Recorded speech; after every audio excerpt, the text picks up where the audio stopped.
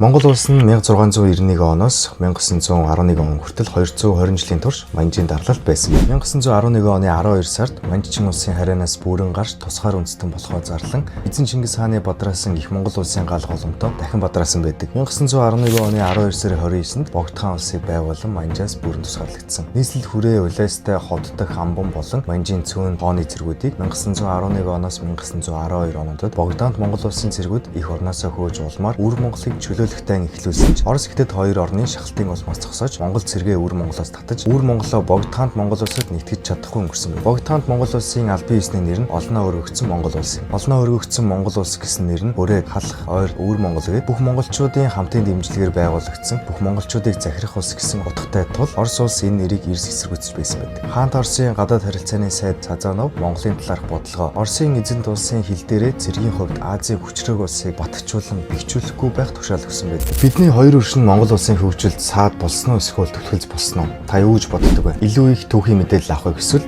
фоллоу дараарай.